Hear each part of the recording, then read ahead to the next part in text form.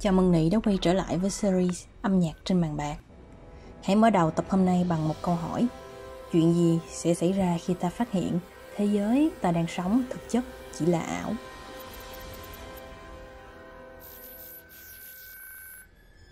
Dù được phát hành vào năm 1999, khi Internet vẫn còn xa lạ, cho đến nay bộ phim Ma Trận vẫn là đỉnh cao của dòng phim giả tưởng, không chỉ bởi những hiệu ứng kỹ xảo vô cùng ấn tượng mà còn bởi kịch bản đi trước thời đại.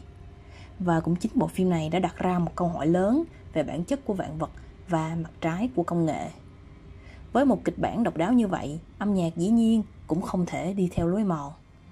Don Davis, nhà soạn nhạc đứng sau kiệt tác này, đã tạo nên một bộ nhạc phim không giống bất kỳ tác phẩm nào khác. Để tạo ra được một ma trận trên màn ảnh, ông cần một số chất liệu âm nhạc đến từ những nhà soạn nhạc đi trước. Đầu tiên là trường phái tối giản với hai đại diện là Philip Glass và John Adams. Kết hợp với các yếu tố hòa âm phức tạp từ trường phái vô điệu tính của Witold Lutosławski, Arnold Schoenberg và Georgi Ligeti.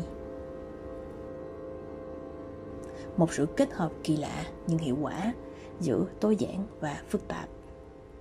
Và kết quả là mình có đoạn nhạc mở đầu sau với những nốt nhạc rải đều với tốc độ nhanh, tương tự như những mã code không ngừng nhảy múa.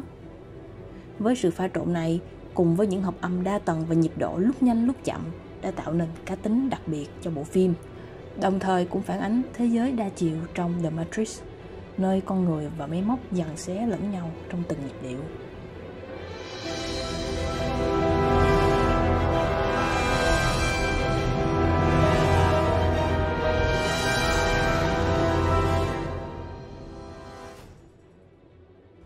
Sau đoạn mở đầu kịch tính, lần lượt những chủ đề được giới thiệu. Để đại diện cho con người, mà cụ thể hơn là nhân vật chính Neo, Davis sử dụng than âm tự nhiên diatonic với mỗi nốt cách nhau một cung. Trong khi than âm chromatic với mỗi nốt cách nhau nửa cung được dùng để thể hiện bản chất lạnh lùng của máy móc, với nhân vật đại diện là đặc vụ Smith. Giai điệu này luôn mang màu sắc u ám và tính chất bất định. Những mảnh ghép âm nhạc này xuất hiện, thoát ẩn, thoát hiện như một chương trình máy tính đang hoạt động, không ngừng được tái hiện và biến đổi xuyên suốt bộ phim.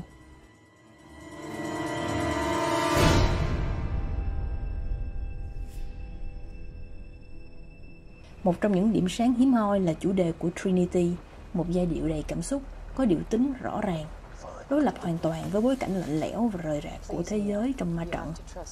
Điều đó cũng đã trở thành nguồn động lực lớn trong hành trình của nam chính Neo. You know that road. You know exactly where it ends. And I know that's not where you want to be.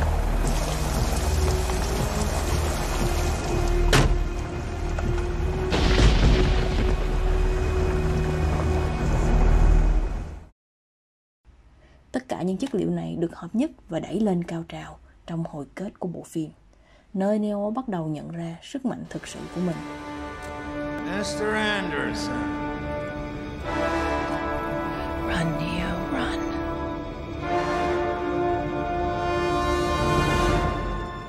Khi giao chiến với Smith, thực chất là cuộc chiến những người và máy móc.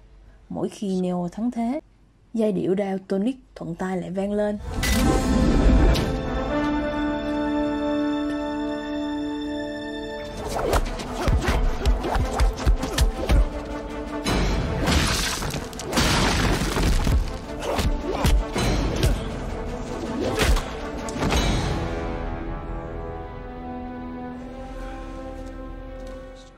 Sau đó, khi Smith phản đòn và phía máy móc chiếm ưu thế, âm nhạc lại chuyển sang tông hỗn loạn của hòa âm chromatic chói tai.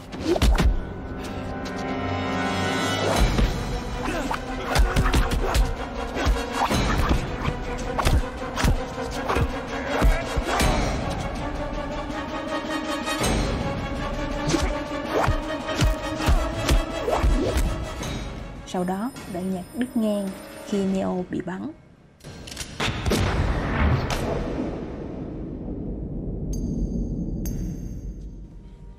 Lúc này ở trung tâm điều khiển, Trinity đã quyết định thổ lộ tình cảm với Neo. Âm nhạc từ hỗn loạn chuyển sang giai điệu chủ đề của Trinity một giai điệu đầy hy vọng. You can't be. Because I love you. You hear me? I love you.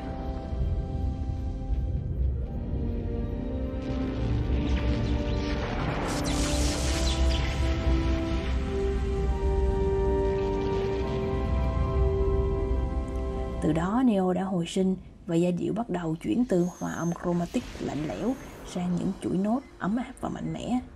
Và đây là lúc David biến đổi hoàn toàn ngôn ngữ âm nhạc, từ những âm thanh đe dọa ban đầu thành một giai điệu chiến thắng khải hoàn, biểu tượng cho sự kiểm soát hoàn toàn của Neo đối với mọi việc diễn ra trong ma trận. Cùng với dàn kèn đồng hoành tráng từ một giai điệu diatonic đơn giản, chơ vơ lúc ban đầu, từ đây mình có thể nghe thấy âm hưởng hùng tráng của những bản nhạc phim siêu anh hùng. Có thể nói rằng, phân đoạn cuối cùng là sự tái hiện của mọi yếu tố âm nhạc đã được giới thiệu từ đầu phim, từ những hợp âm đa tầng, tiết tấu phức tạp đến những dòng cốt chạy hỗn loạn. Nhưng giờ đây, tất cả hợp lại mang một sắc thái mới. Đó không còn là âm nhạc của sự đe dọa, mà là âm nhạc của sự thức tỉnh. Neo đã làm chủ ma trận và âm nhạc của David đã kể lại hành trình này một cách hoàn hảo.